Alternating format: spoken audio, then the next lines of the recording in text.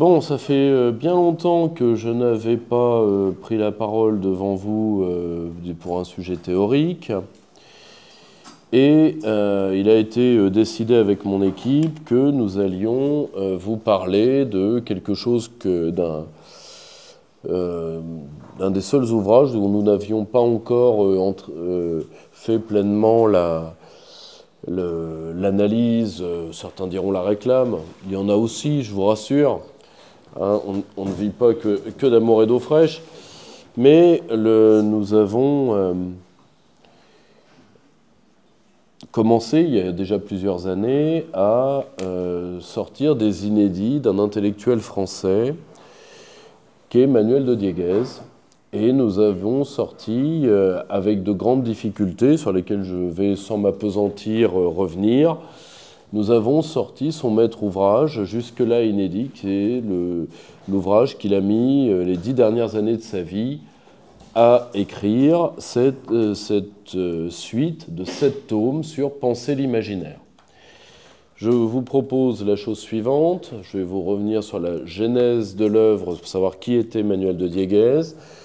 Je n'entrerai pas, si vous voulez bien, parce que ce serait extrêmement fastidieux.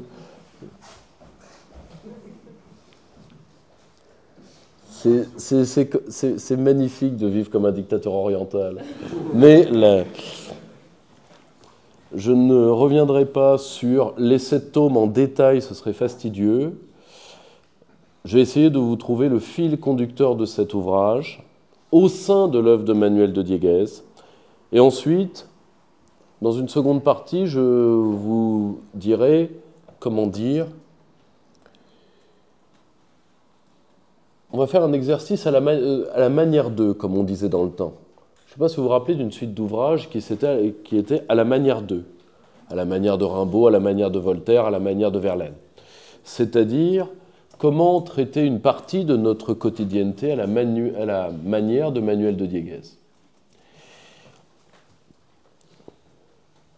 Curriculum vitae assez simple et en même temps un peu particulier pour un homme qui s'est éteint en 2019 dans une petite ville de Normandie, qui est de naissance guatémaltèque, le Guatemala étant faisant le droit du sol, hein, vous savez, cette magnifique création juridique selon laquelle un cochon né dans une écurie est un cheval. Et donc, il est né par pur hasard guatémaltèque, alors que son père est un diplomate brésilien et sa mère est suisse. Son père va mourir violemment. De toute évidence, selon la déclassification d'archives, il sera visé par les services américains et exécuté. Ce qui va induire chez le jeune Manuel de Dieguez une américanophilie à éclipse. Et sa mère fait en sorte qu'il se réfugie avec elle et sa sœur en Suisse, pour éviter le destin qui fut celui de leur père. Ça va marquer le jeune Manuel de Dieguez, qui fera ses études de philosophie et de lettres à l'université de Lausanne. Premier point chez Manuel de Dieguez, et ça se ressent dans sa manière d'écrire. Sa matière, c'est la philosophie, mais sa texture, c'est la littérature. Il y a très peu de jargon chez Manuel de Dieguez, mais il y a par contre un art de l'elliptique qui rappelle quelqu'un dont il est très proche intellectuellement et avec lequel il va se lier d'amitié dans la deuxième moitié de sa vie, qui est Régis Debray. Pour ceux qui voient comment écrire Régis Debray, vous avez quelque chose d'assez proche. Moi, à titre personnel, moi, j'ai beaucoup d'affection pour le style de Régis Debray, mais c'est un style qui peut paraître difficile pour quelqu'un qui est habitué à la philosophie jargonnante. Il y a peu de jargon chez Manuel de Dieguez, mais la difficulté est présente.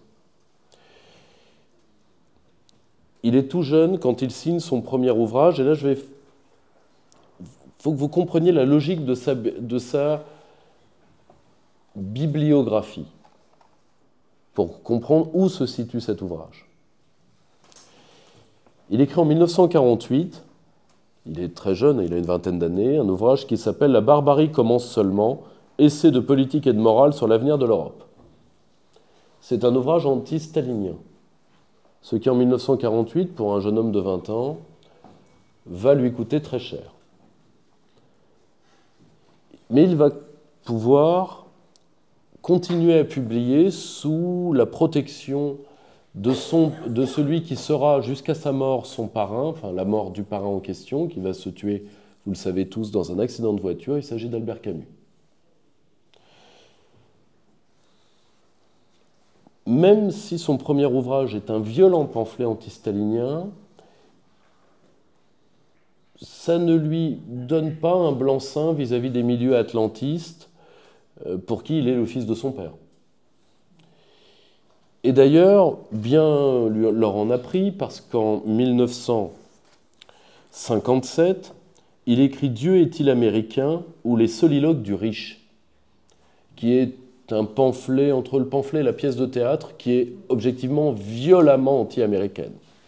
Or, 1948, 1957, il a 30 ans, il s'est foutu à dos les staliniens et les américains, il ne reste pas grand monde, Camus est mort, et pourtant, il y a un livre qui va changer sa vie, parce qu'il va définitivement l'attacher aux grandes maisons qui, jusque-là, le prenaient, entre autres, sur recommandation de Camus. Ça va être l'écrivain et son langage,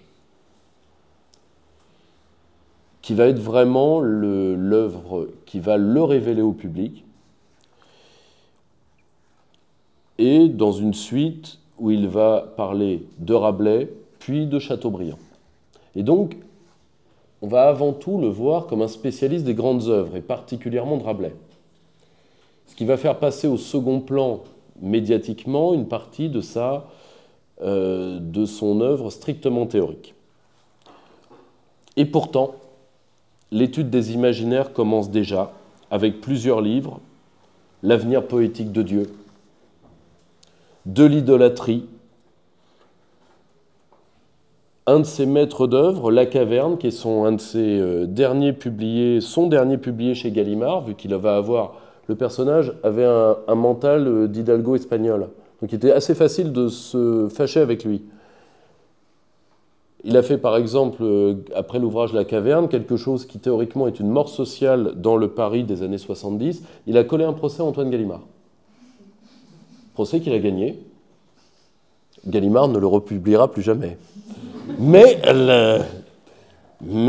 il va rester en grande maison. Il va publier Science et Nescience sur l'imaginaire scientifique.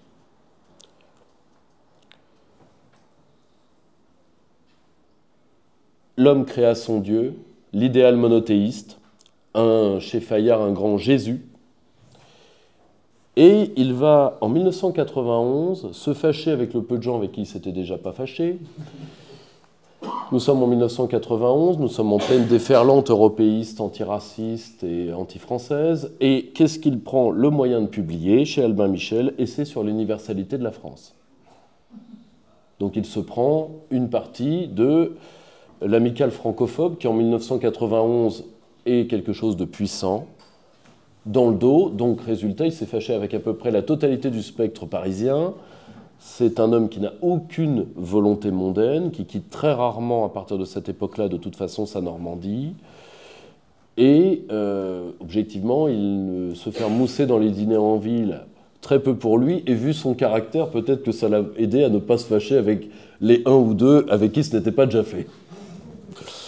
Et il va se réfugier dans un endroit que certaines personnes connaissant les mystères de la foi connaissent. Il va se réfugier dans la bibliothèque de l'abbaye de la Trappe.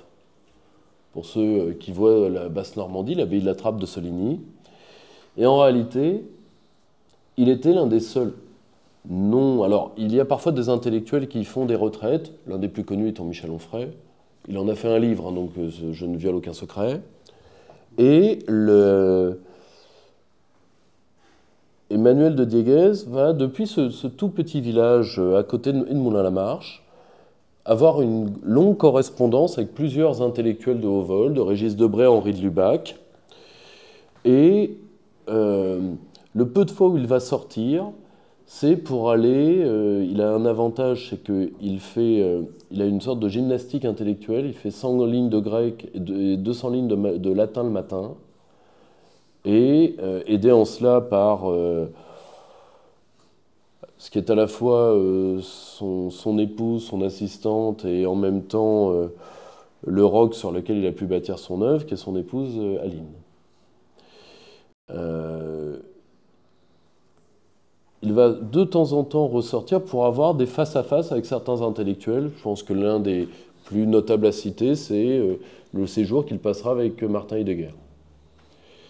Mais il a cet avantage de fils de diplomate. Il est naturellement polyglotte, ayant été élevé en Suisse.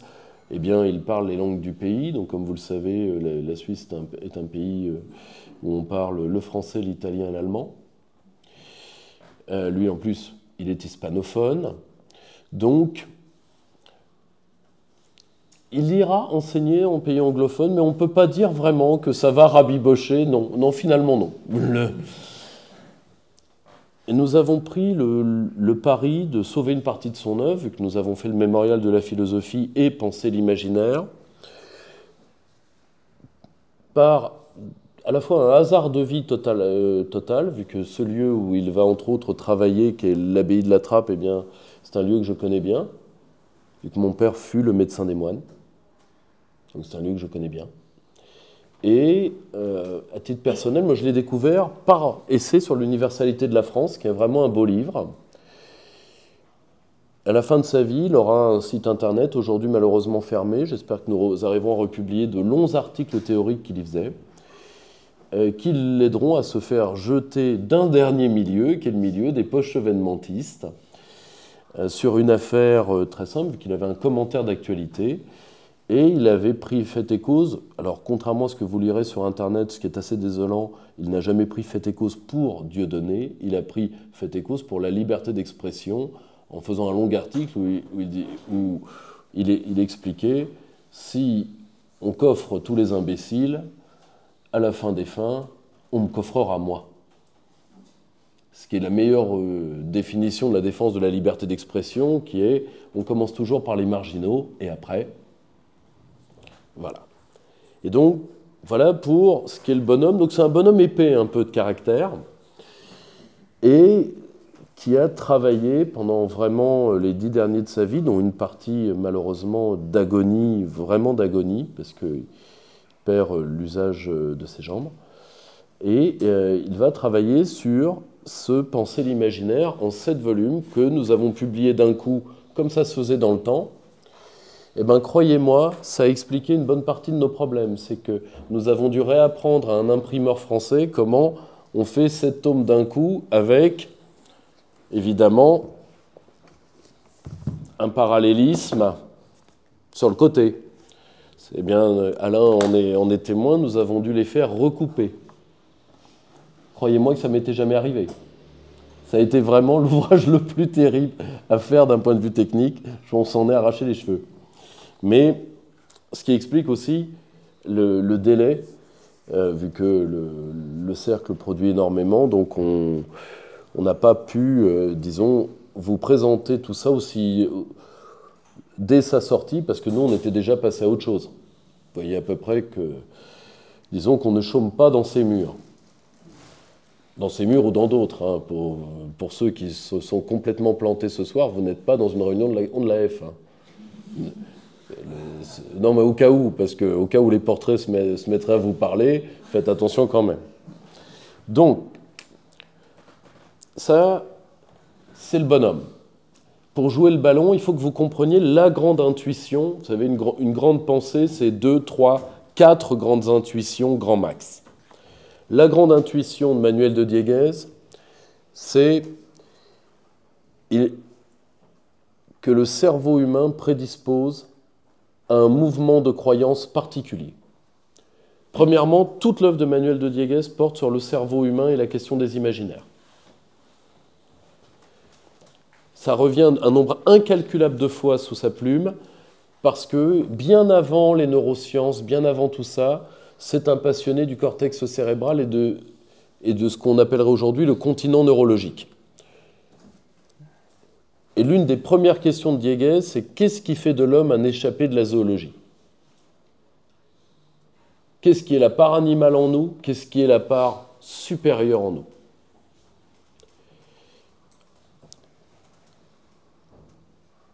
Et pour lui, le mouvement naturel de l'esprit humain, c'est un mouvement oscillant entre iconoclaste et iconodule. C'est-à-dire que la force de l'être humain n'est pas le sentiment religieux en lui-même. Et ce faisant, alors qu'au moment où il écrit, il ne peut pas en avoir les preuves. Aujourd'hui, l'éthologie a fait de très lourdes avancées sur la spiritualité hypothétique des mammifères supérieurs. Mais d'ores et déjà, il ne met pas le sentiment religieux comme notre apanage. Il met le fait de pouvoir créer une idole et de pouvoir la détruire pour en recréer une autre. Ainsi, les mouvements intellectuels, religieux, dogmatiques, ce que vous voulez de l'humanité, deviennent des mouvements de différents imaginaires qui sont d'abord iconodules, créateurs d'icônes, idolâtres, et ensuite iconoclastes. Et il va le prendre dans différents imaginaires qui, chez lui, s'entremêlent, mais ne se mélangent, peuvent se mélanger, mais ne se diluent pas les uns les autres. C'est-à-dire qu'il y a un imaginaire du politique, il y a un imaginaire de la science, il y a un imaginaire des lettres, chez lui extrêmement présent. Mais pour lui, l'imaginaire premier des êtres humains, c'est l'imaginaire religieux. Très clairement. C'est l'imaginaire le plus ancien, le plus archaïque, et celui sur lequel le plus souvent les autres ne vont pas nécessairement se greffer, mais vont emprunter des choses. Ça, c'est la première intuition de Manuel de Dieguez, particulièrement présente ici. La seconde,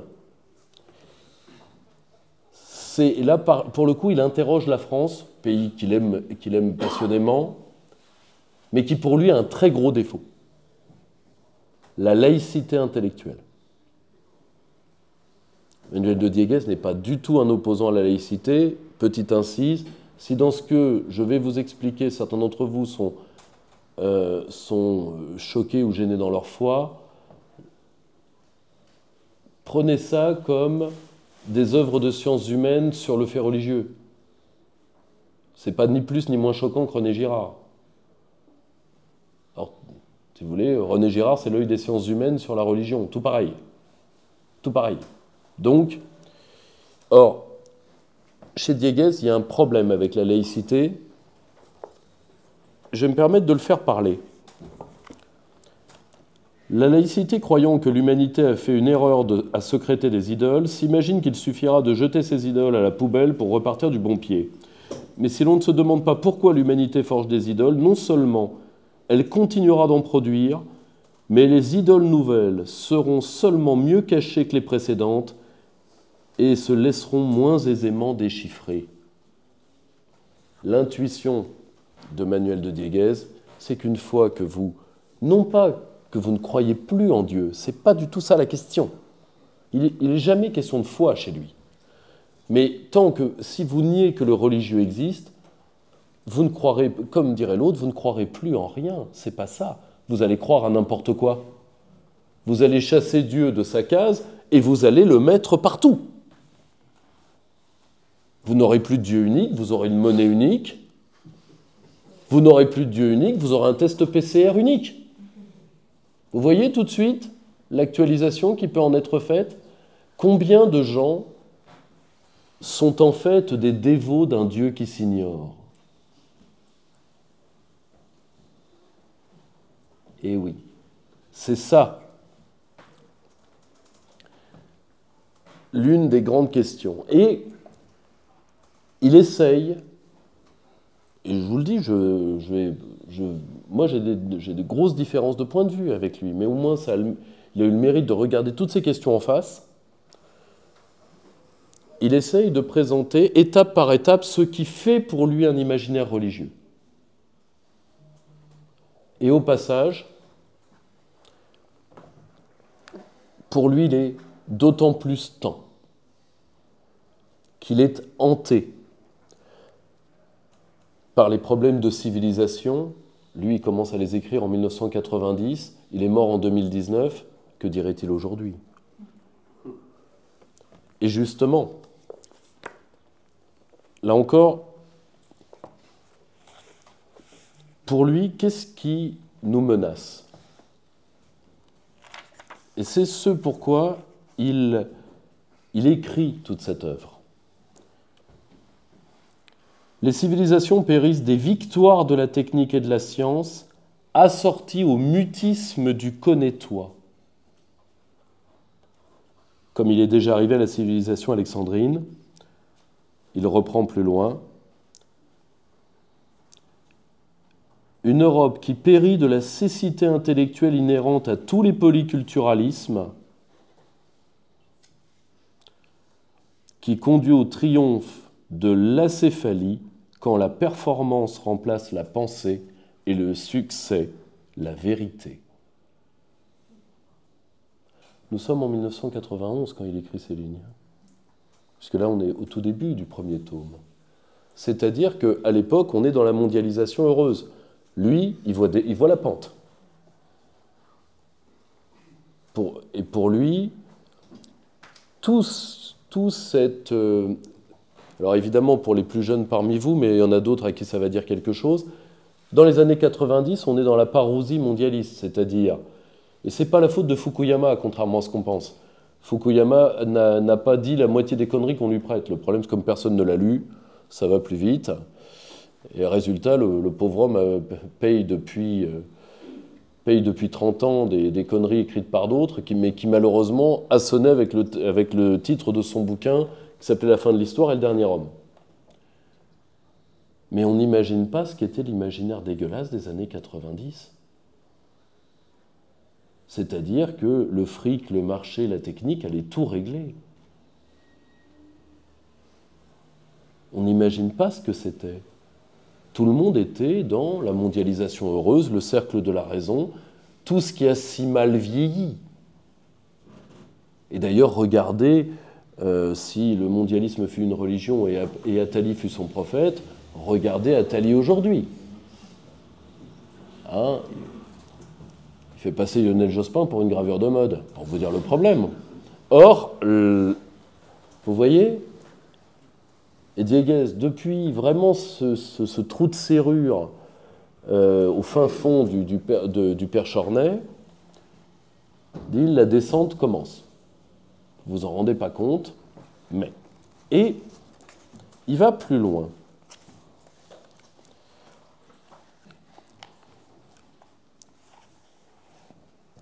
Il voit, comme d'autres auteurs à la même époque, Guy Bois, enfin, beaucoup d'auteurs qui d'ailleurs feront les premiers grands écrits souverainistes d'ailleurs, il revient sur la question du nihilisme, mais il y donne un sens particulier. L'entre-deux d'une civilisation qui a perdu le langage de la croyance sans avoir trouvé celui de la raison et qui remplace ces mythologies évanouies par le mutisme de l'intelligence.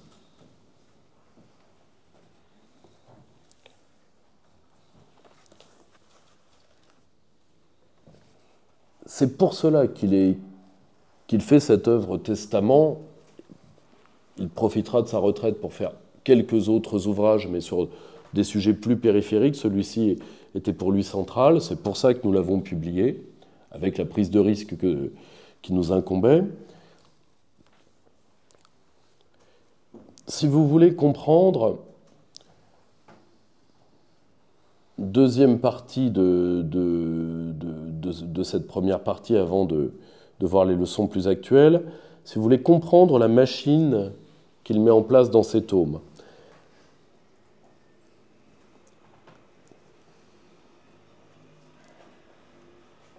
chez Dieguez, la notion d'imaginaire recouvre la notion d'inconscient religieux du politique chez Régis Debray. Ce sont des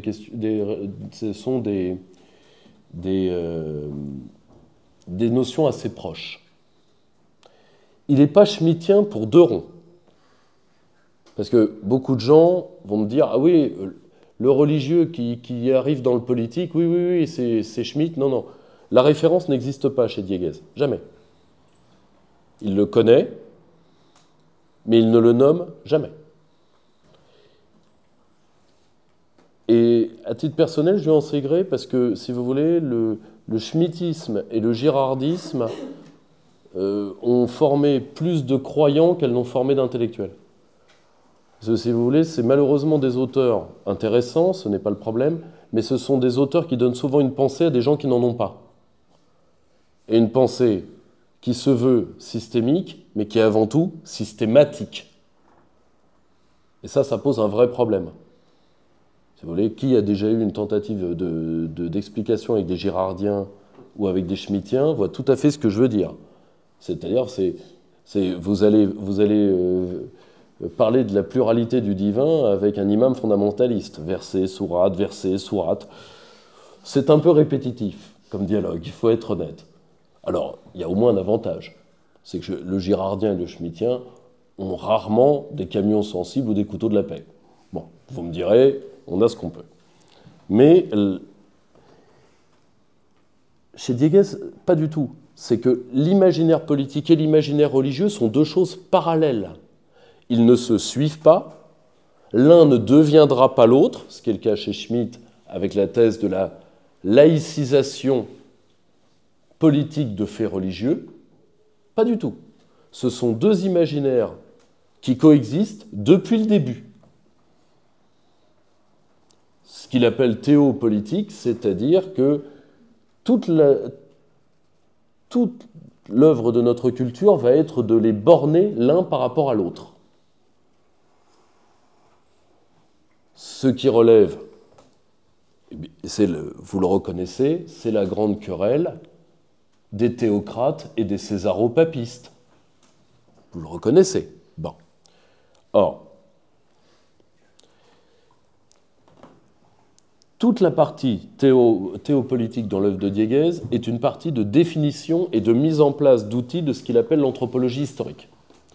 C'est-à-dire comment accompagner une étude du fait religieux. Il ne faut pas oublier que l'un des autres auteurs dont Manuel de Dieguez était à la fois friand et spécialiste, c'était Cervantes. Et ce n'est pas pour rien.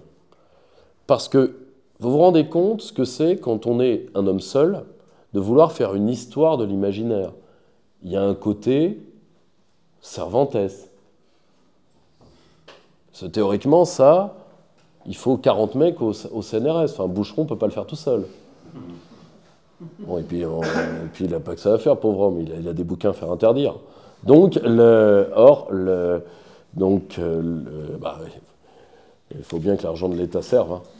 C'est quand même vous qui le payez, vous sauriez. Donc, mais justement, père inquisiteur, pur imaginaire religieux, mise à l'index, refus de la disputatio par de la mise à l'index, pur réflexe clérical, s'il en est. Vous voyez ce que c'est quand on n'arrive pas à sortir du religieux.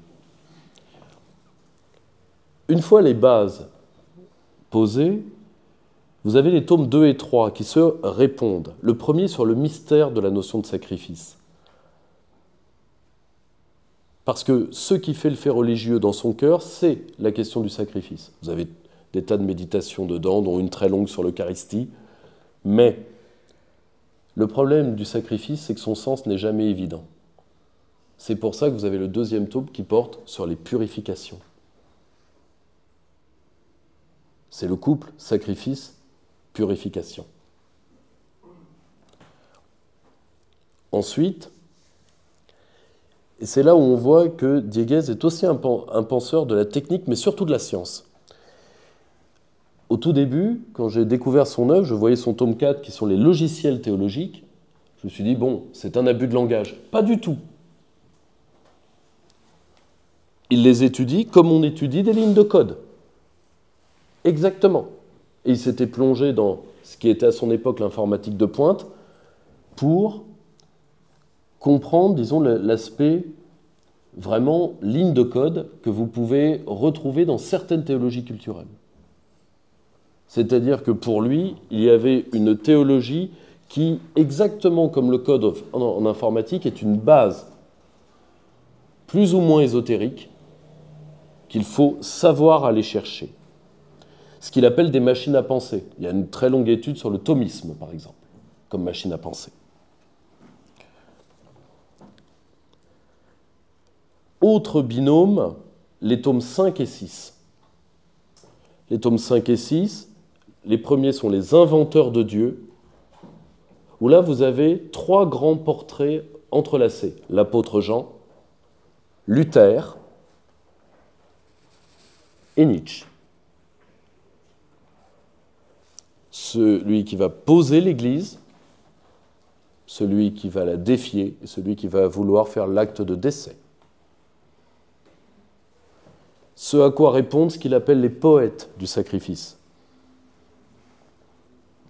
Platon, Rabelais, Erasme, Cervantes, Bernanos.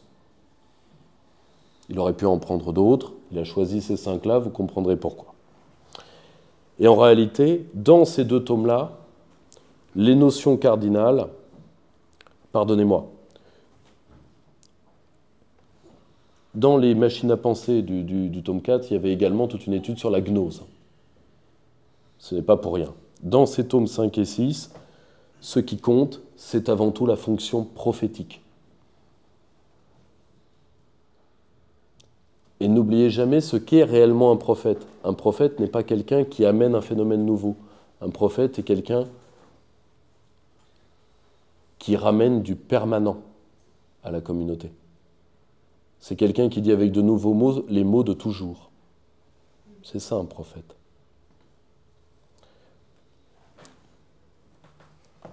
Et le dernier tome, vous avez l'aveu du projet de Manuel de Dieguez, qui n'est pas du tout que les gens se remettent à croire, etc., ce contre quoi ils n'auraient rien eu, mais ce n'était vraiment pas le but. Le but, et ça il le dit, mais de manière un peu énigmatique au tout début, mais après c'est très évident à la fin.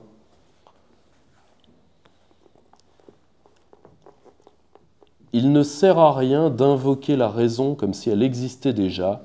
Il faut inventer entièrement les moyens de la pensée qui permettront à la civilisation occidentale de sortir d'un tragique et suicidaire no man's land. C'est qu'en réalité, ce que veut Dieguez, il veut conjurer la face d'ombre des Lumières. Il veut conjurer ce que... Il ne veut pas combattre la raison, mais alors pas du tout. Ce n'est pas du tout un anti-moderne.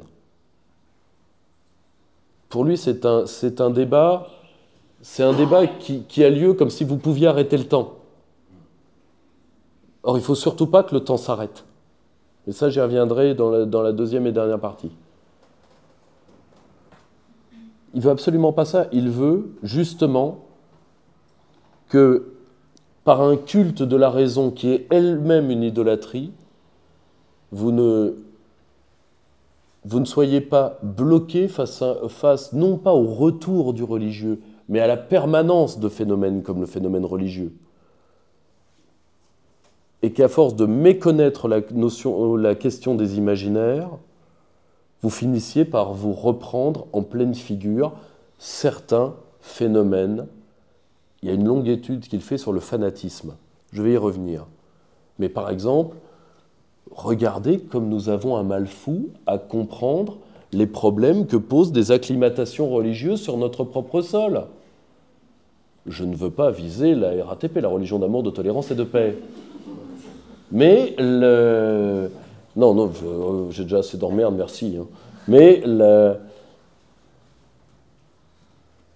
vous les voyez tous, le laïcard concon. Oh, Mais donnez-leur leur bouffe, donnez-leur leur mosquée, donnez-leur leur truc. Le problème, c'est que pour vous, c'est que de la bouffe, mais pas pour eux.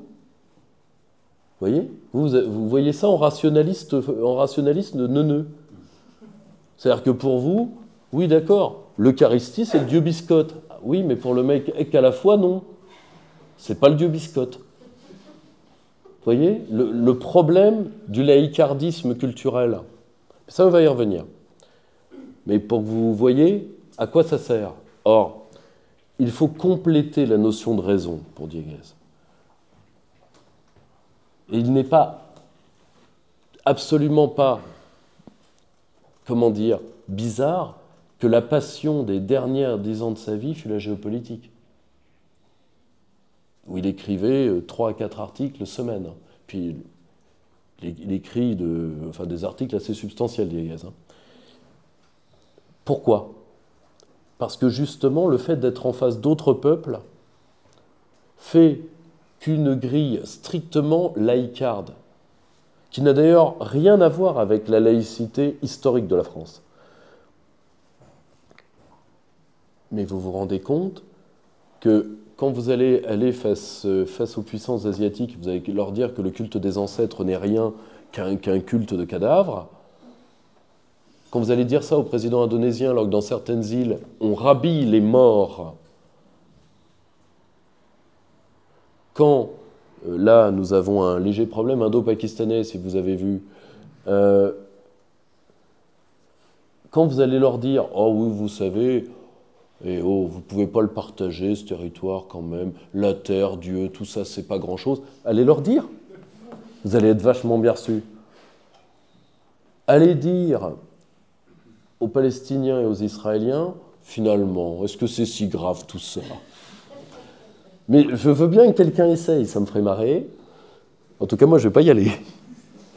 Mais vous voyez ce que je veux dire, c'est que cet imaginaire, comme quoi tout ce qui fait que les hommes se lèvent, vivent et meurent, n'a pas des bases, si vous voulez, n'a pas de base matérielle. Si vous voulez, cet imaginaire qui est de laïca rationaliste, pour qui, si tu n'as pas la CAF, tu n'as pas de raison de te lever le matin, parce qu'en fait, c'est ça. Vous n'avez pas de pognon, alors pourquoi vous faites ce que vous faites ? Il faut de la matière, oui, les hommes ne vivent pas que de matière. Et c'est d'un certain côté une des leçons que les BRICS nous donnent aussi. Parce qu'à un moment, il y a des forces historiques qui dépassent la simple matérialité, qui ne la nient pas, qui ne l'abolissent pas, mais qui peuvent lourdement l'accompagner. Et nous, et ça c'est malheureusement l'un des pires legs de notre mental postcolonial, c'est qu'on ne conçoit pas que 6 milliards d'êtres humains pensent différemment que nous.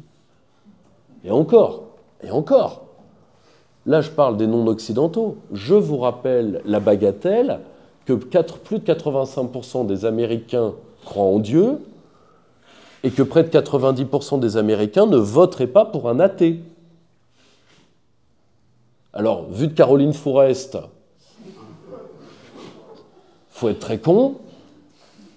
Et après, tu m'étonnes qu'ils aient chialé il y a quelques mois à l'élection du The Donald. Vous n'avez rien pigé. Encore un coup. Vous voyez, c'est contre ça que Dieguez met en garde. Il met en garde contre la laïcité anticulturelle d'un certain esprit post-voltairien. Parce que chez Voltaire, c'est pas gênant, il avait un style de génie. Chez Charlie Hebdo, ça devient gênant. Ça devient très gênant. Enfin, particulièrement le Charlie post-attentat. Où là, pour le coup, c'est quand même... Il y a quand même une sorte de prime au manque de talent par « je nie ce que les autres pensent et je pense mieux qu'eux ». On va plus pouvoir la jouer comme ça. Et vous voyez, il ne s'agit pas du tout... En réalité, il y a quelque chose... C'est même pas un projet barrésien. Si vous voulez, Barrès voulait accompagner la raison par le sentiment. Là, c'est même plus que ça. C'est accompagner la raison par des dimensions raisonnables, mais qui lui manquent. En réalité, c'est un rationaliste au carré, Dieguez.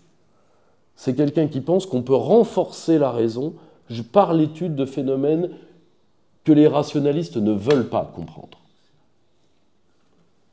Pourquoi? Parce qu'ils ont fait de la raison une idole. Et en réalité, Dieguez veut, iconoclaste, iconodule, briser le mythe de la raison tel qu'on l'a fait au XVIIIe pour en établir un plus adapté à notre temps, qui aura vocation à être détruit lui-même. Je pense que vous avez tous compris le mouvement. Conclusion, que peut-on en faire de cette pensée à titre très opératoire? Je reviens sur ce que je viens de dire, la réunion des frères séparés.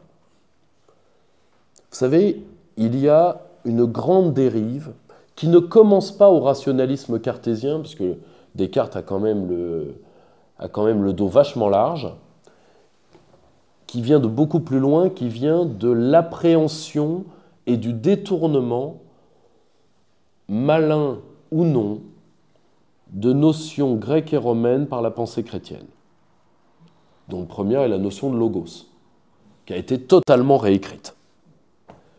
Je vous renvoie à un livre malheureusement un peu fastidieux à lire, et là pour le coup on ne va pas me dire que je suis sectaire, c'est de quelqu'un qui nous déteste, qui est le philosophe Gérard Méret, professeur à Paris 11 de son état, à la retraite certainement maintenant, qui est, vous savez, vous le lisez parfois dans Le Monde, c'est le philosophe que, quand il faut dire du mal de la souveraineté, des peuples, des machins, etc., ben c'est lui.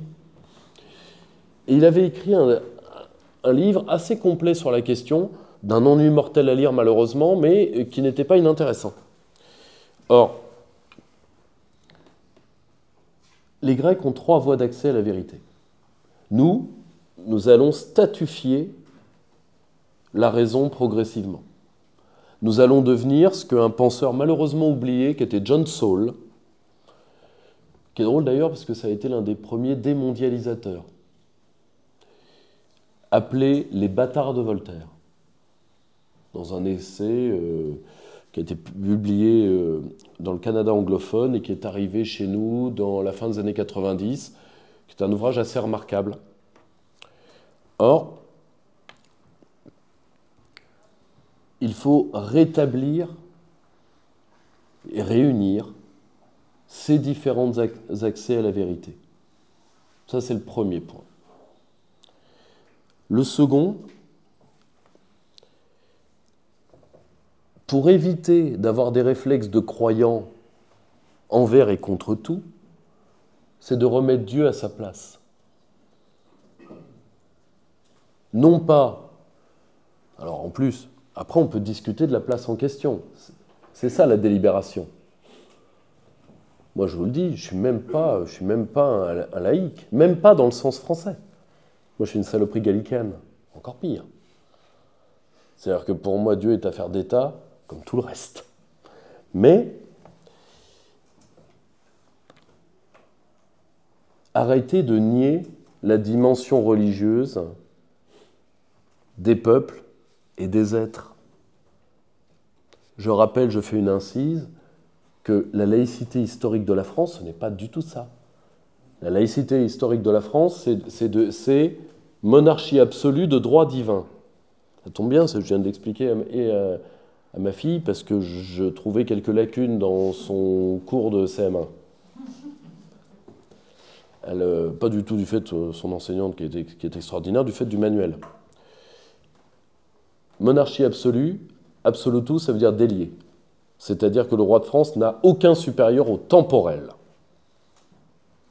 De droit divin, ça veut dire que ce pouvoir fait référence directement à Dieu, donc le pape peut s'asseoir sur la Conrode et regarder Montmartre. C'est aussi simple que ça. En réalité, c'est indépendance temporelle, indépendance au spirituel. Le roi de France n'a de supérieur ni à l'un, ni à l'autre, sauf Dieu lui-même. La laïcité à la française, c'est ça.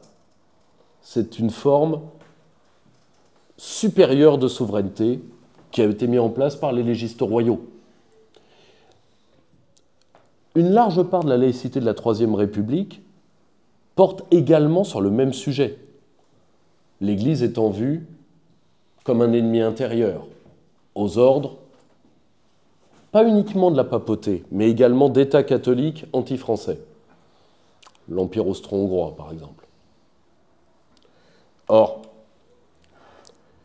la laïcité à ce moment-là n'est absolument pas anticulturelle. Relisez les débats de 1905. Quelle est la particularité des débats de 1905 à la Chambre? Est-ce que vous le savez? C'est que ce sont des débats qui ont lieu en français et en partie en latin. Tout simplement parce que Jaurès a fait 2 thèses en latin. Et c'est lui qui calme les radicaux qui, eux, veulent couper les soutanes.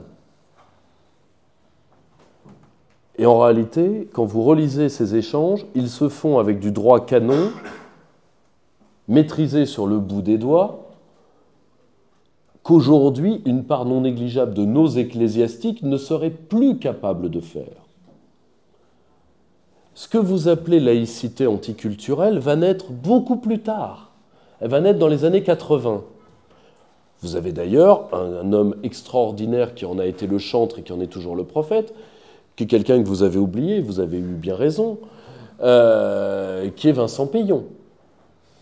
Vous savez, celui qui avait soufflé à Martin Hirsch, le regrettable Martin Hirsch, pas encore regretté, c'est bien dommage, mais cette phrase extraordinaire, l'intégration, c'est quand vous appellerez vos enfants Mohamed.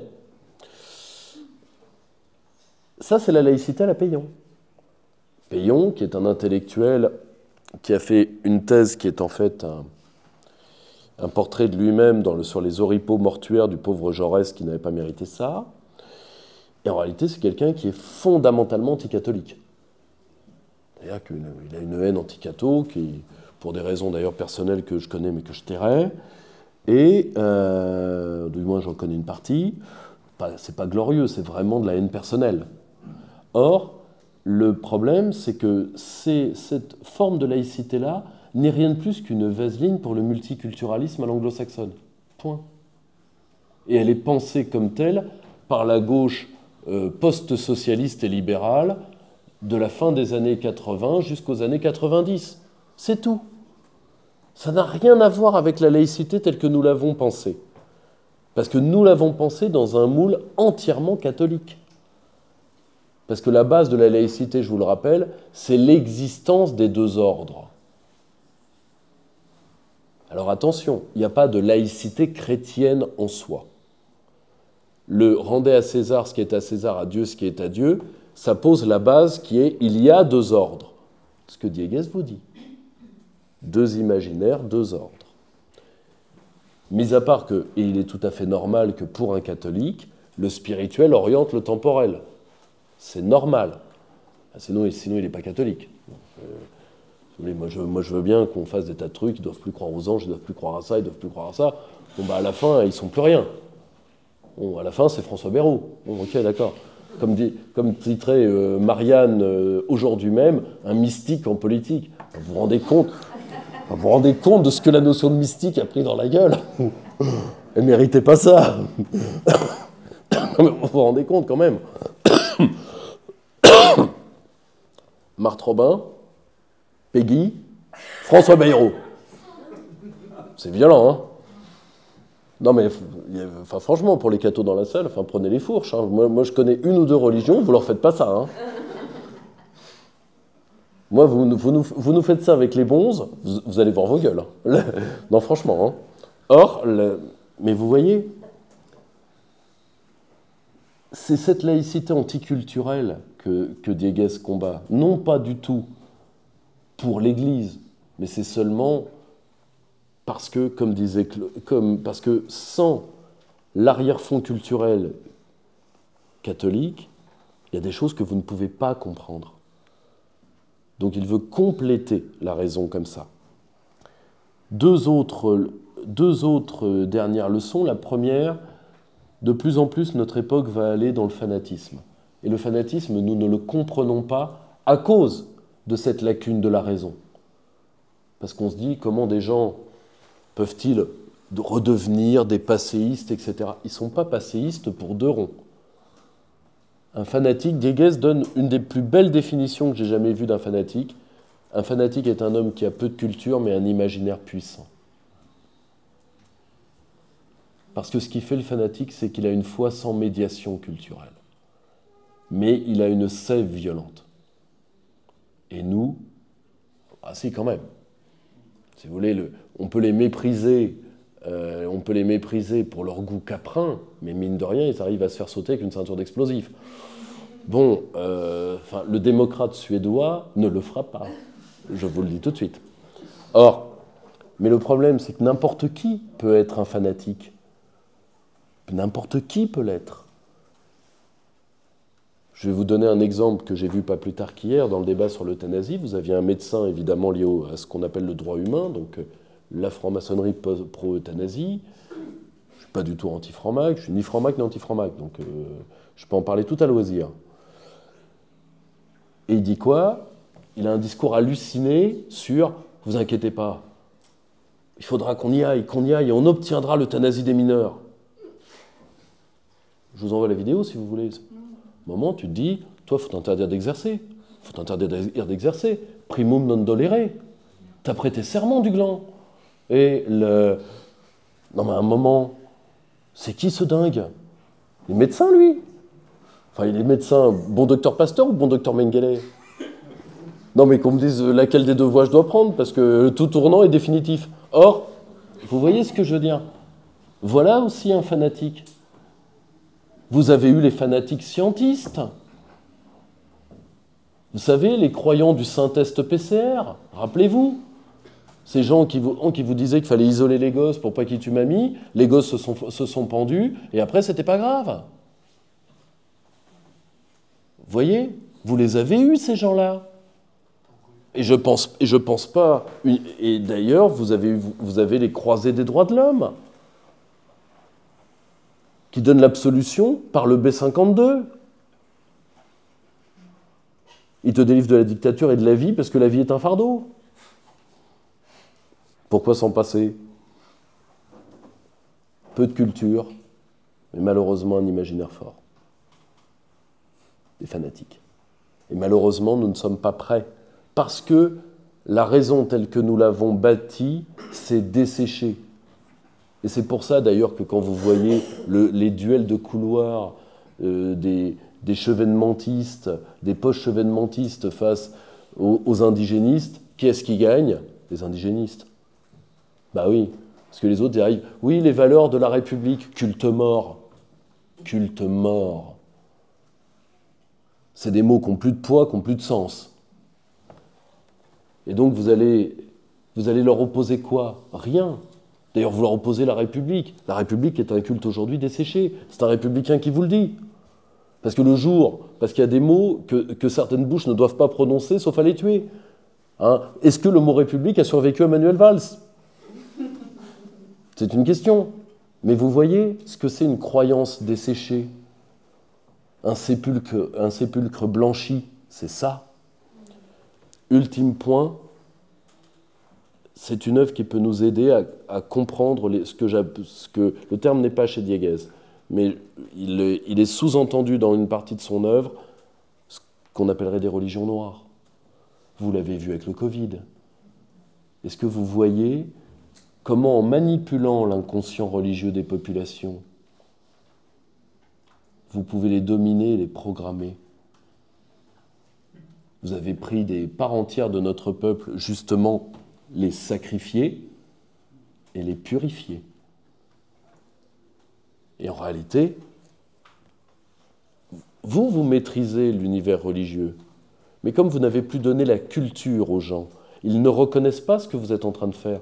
Qu'est-ce que, par exemple, prenons le cas de notre résident de la République aujourd'hui. Qu'est-il sinon un grand chef de secte? Vous avez vu ce qu'ils sont capables d'écrire sur lui? Le pire qu'ils y croient pour la plupart. Enfin, je veux dire, des écrits comme ça, Jim Jones, Jody Mambro, Chico Sahara. Enfin, c'est un gourou de secte tueuse, le Camé Damien. Vous vous rendez compte quand même du fan... Là, pour le coup, vous êtes face à des fanatiques. On s'en rend à peine compte.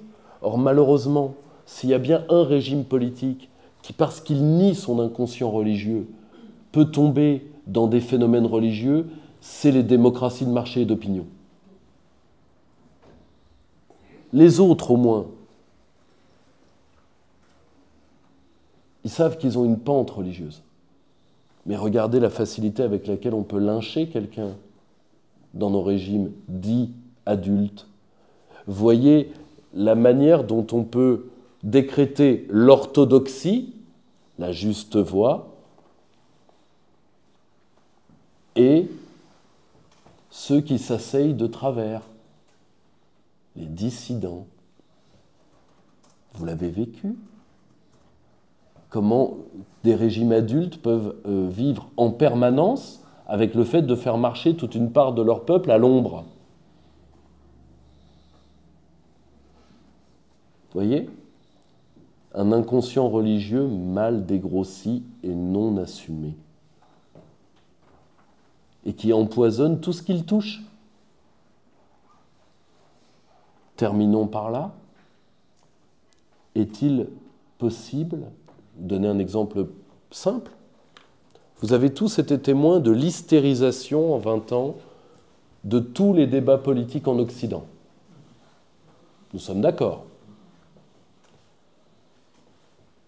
Vous avez été témoins d'une compensation religieuse que vous avez appelée le mouvement woke, qui est une décomposition du protestantisme majoritaire. Un gaz de décomposition. Je vous rappelle que nous sommes le 5 mai, dans 2 jours s'ouvre le conclave. Vous allez en entendre des vertes et des pas mûres. D'accord ? Donc, à un moment,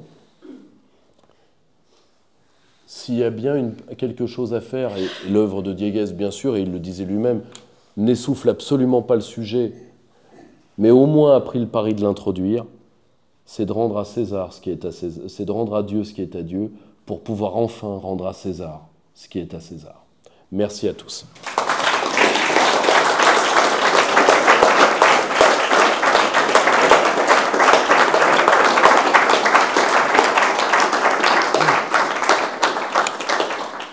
Questions éventuelles, ma chère. Oui, merci, c'est très intéressant. Moi, j'ai une question sur la question sur ce qui relève de la rationalité et du religieux via la question de la dogmatique. C'est-à-dire que... Il y a tout un passage dessus. Il me semble que tout ce qui relève de la rationalité visait, pour les Lumières, à combattre la question du dogmatique religieux et surtout catholique. Et est-ce que, d'une certaine manière, le problème ne vient pas du fait que plus personne, enfin dans ma génération c'est assez évident, mais les plus jeunes encore, je pense que c'est pire, n'est plus capable de savoir ce que c'est qu'un dogme. C'est-à-dire que, moi j'en fais pas secret, je suis devenue catholique, donc j'ai appris ce que c'était qu'un dogme, et je pense qu'apprendre ce que c'est qu'un dogme, y compris de façon théorique, permet de s'en détacher d'une certaine manière. Donc permet d'entrer dans la rationalité. Donc de rester sur ce que tu disais, la question de l'imaginaire, mais de la rationalisation et de la compréhension du dogme. Et est-ce que, globalement, ce qui n'est pas en train de se passer, c'est que la gauche joue énormément sur la question de l'imaginaire, sans jamais vraiment le dire. C'est-à-dire qu'elle a des méthodes de modification de l'imaginaire collectif, sans jamais les appeler comme telles. Et si ça ne joue pas le jeu de la gauche, de ne plus avoir de dogmatique religieuse, pour que plus personne ne se rende compte que la dogmatique a migré ailleurs. Et si on n'est plus capable de reconnaître de la dogmatique, comment est-ce qu'on fait pour la contester rationnellement ? C'est très finement posé. Le problème, c'est qu'aujourd'hui, si tu fais un vrai anticléricalisme, moi je viens de l'anticléricalisme dur. Hein. Alors ce qui est drôle, parce que j'ai une partie de ma famille anticléricale et une partie ultramontaine, ce qui n'aide pas. Mais bon, moi et la santé mentale. Mais... Or, ce qu'il faut bien comprendre, c'est qu'aujourd'hui, n'importe qui aurait une éducation d'homme des Lumières, à qui il claquerait la gueule ? À une large partie de ceux qui s'en prétendent les héritiers, et qui ne sont rien de plus que l'ombre de l'Église, et particulièrement la gauche française. S'il y a quelqu'un qui a un problème psychique avec l'Église catholique, parce qu'elle veut être son ombre et sa grande remplaçante, hein, pour faire bander les châtelains, mais c'est bien la gauche française. La gauche française est nous le disions avec Laurent et avec Nounours, c'est une cléricature. C'est une cléricature. Avec ses pères abbés et surtout ses pères inquisiteurs. Or, le problème, c'est que s'il y a bien une psychanalyse politique à faire, au moins la droite a dilué son rapport à Dieu par le rapport supérieur qu'elle a avec le pognon. Mais au moins, elle l'assume complètement. Alors que la gauche a un problème, enfin, ce qu'on appelle les tendances de gauche. Le mouvement ouvrier vivait bien ça. Le problème, c'est les républicains français. Les républicains français, pour l'historien des idées que je suis, le problème du républicanisme français, c'est qu'il est extraordinairement bâtard. C'est qu'il est enfant du catholicisme, il ne veut pas le reconnaître. Résultat, quand il naît, qu'est-ce qu'il crée? Le culte de l'être suprême. Vous voyez rien par là? Il refait un calendrier. Vous voyez rien par là non plus? Et le pire, c'est que chez des hommes qu'à titre personnel pour lesquels j'ai énormément de respect, donc Saint-Just et Robespierre, c'est évident. Il suffit de les lire. La Troisième République, pourquoi elle veut prendre les restes de l'enseignement à l'Église? Parce qu'elle veut à la fois... elle ne veut pas uniquement faire des petits Français, l'Église y arrivait très bien. Hein. C'est qu'elle veut faire aussi des petits républicains. Ce qui va avoir des effets négatifs et aussi d'énormes effets positifs. Parce que la République va permettre un ascenseur social que l'Église ne pouvait pas faire. De volonté ou de moyens, peu importe. D'ailleurs, la question n'est pas du tout tranchée en sciences historiques. Mais le problème, si tu veux, c'est qu'on a effacé la culture religieuse et on a effacé... Et quand on efface une culture, particulièrement en France, on efface la dualité d'une culture. Et je te remercie d'avoir levé ce point-là, parce que ça va me permettre d'être assez clair sur cette question. Quand on a effacé la culture catholique de l'enseignement, on a effacé également la culture anticléricale. Or, quand tu as liquidé les deux, tu liquides l'intimité de la personne, ce qui fait la force de rébellion. C'est-à-dire que vous ne marcherez pas sur mon être profond. Ce n'est pas pour rien que, ça se voit dans les mouvements de résistance dans l'histoire de la France, tu as 70% de catholiques croyants, dans les mouvements de résistance à peu près, tu as près d'un résistant sur deux qui est catholique pratiquant, de résistants reconnus comme tels.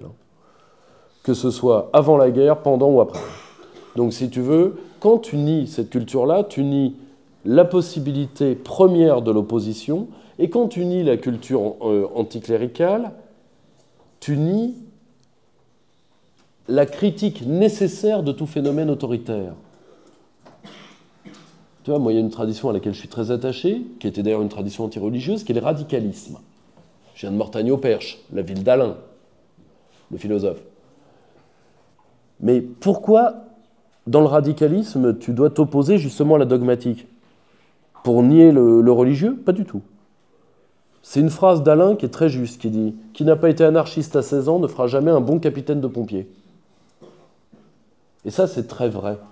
Parce que si tu n'as pas appris à déconstruire, tu ne vas pas éprouver le dogme. Tu vas juste prendre du dogme l'obéissance. C'est tout. Tu ne prendras pas le cœur, tu prendras le texte. Donc tu deviendras quelqu'un culture molle, mais imaginaire fort.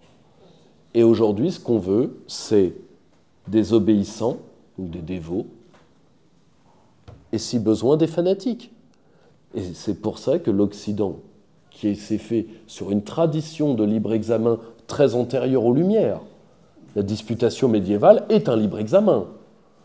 Le dialogue grec est un libre examen. Eh bien, aujourd'hui, l'Occident, là où il suffit de lire les débats intellectuels, y compris au sein du PCC, du Parti communiste chinois, eh bien, si tu les lis, les débats une partie des débats est accessible, bah, tu vois que c'est quand même d'une tenue que malheureusement nos cénacles n'ont plus. Parce que chez nous, on part dans l'hystérie, d'un côté, et dans le « oui, monsieur », de l'autre. Tu vois ?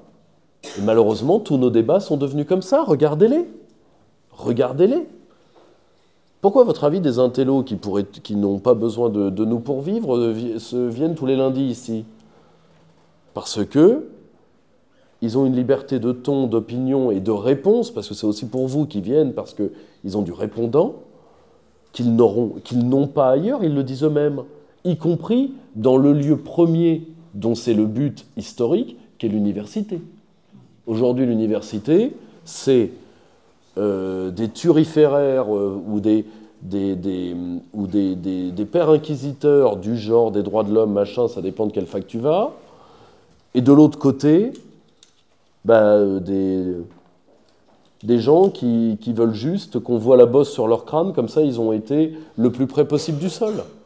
C'est l'antithèse de ce que l'université était depuis 1000 ans. Or malheureusement, nous sommes en train de devenir... Nous compensons la perte culturelle par alors, à la fois le fanatisme et une autre chose qui est l'hystérie, qui est un grade que les fanatiques ont quand ils sont lâches. Tu vois ? Et malheureusement, voilà, moi, si vous voulez, quand l'université de Rennes interdit des livres, non pas parce qu'ils sont faux, mais parce qu'ils sont une trahison du peuple ukrainien, parce qu'ils rappellent l'histoire de Stepan Bandera, c'est un maître de conf en histoire contemporaine qui signe la lettre, eh bien, je me dis, ça y est, bon, ok, le savoir est mort en Occident. Voilà, c'est tout. Et le pire, c'est que le monde entier le voit, ça. Hein. Donc, tu as raison. Le problème, c'est que il faut réintroduire les deux. Il faut réintroduire la culture catholique dans l'enseignement. Parce que sinon, vous aurez des gamins, vous les empêchez de lire Claudel. Je ne dis pas que ça va faire d'eux des messalisants, mais vous allez en faire vous allez leur laisser des moignons culturels. Vous en faites des handicapés de l'esprit, des mutilés symboliques. Or, ce n'est pas le rôle d'une éducation, d'une instruction. L'instruction, c'est le contraire, théoriquement. Mais de leur apprendre également l'anticléricalisme. Et en plus, c'est rigolo pour un gamin. Moi, j'adorais la lanterne quand j'étais gosse. Tu sais, avec le complot jésuitique, le curé en vampire, etc. Faut voir ce que c'est. La littérature anticléricale, c'est vachement marrant à lire pour un gamin. Pas quoi ?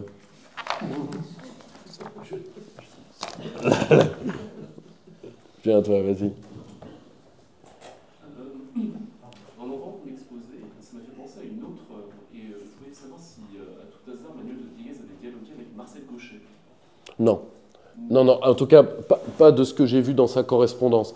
Tout simplement parce que quand Marcel Gauchet commence à être connu en 88-89, et le problème, c'est que c'est vraiment l'époque où Manuel de Dieguez il va